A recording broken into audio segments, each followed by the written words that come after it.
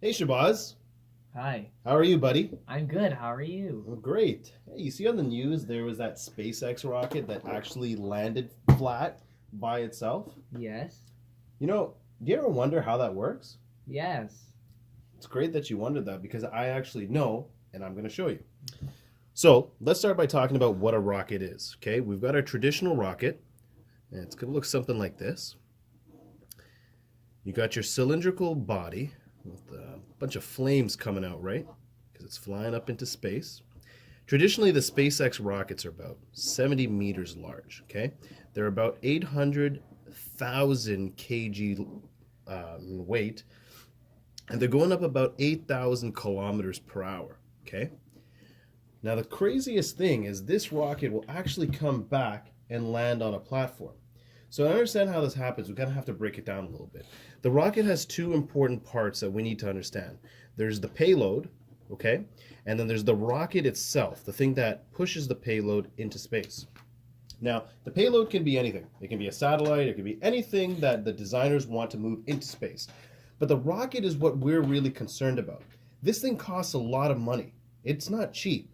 And so SpaceX has designed a way to have this rocket come back. And they do it using a few important procedures.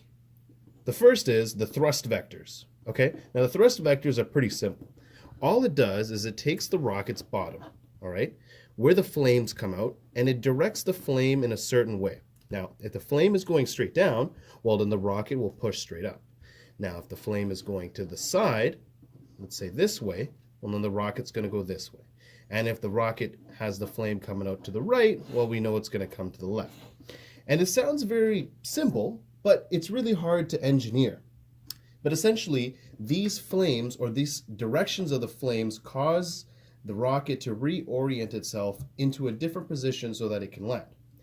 The next part that's really important for the rocket is the fins. Okay? Now the fins are basically the wheels of an airplane on a rocket. Except on a landing pad, you can't just have a circular rocket land straight down. That wouldn't make a lot of sense. If this area were to just hit this pad, you might have a little bit of a collision. So, SpaceX has invented these fins.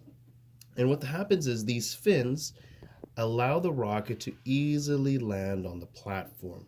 Kind of like the legs on your Christmas tree, actually. That's really what they're like. Now, the last thing they use is very precise GPS, and they also use a very, very precise internal inertial navigation system.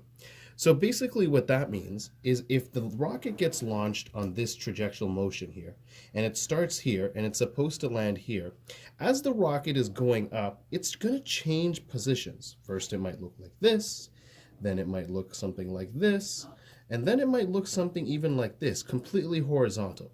The point is the rocket has to reestablish a vertical position before the fins can be deployed so that it lands nicely right here.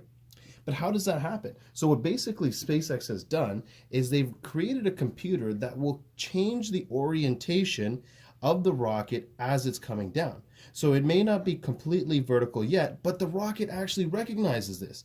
And what it'll do is it'll make sure it realigns its body using the thrust vectors to change its position in the air so that it can deploy the fins and successfully land on the pad. You understand? Yes. All right, perfect.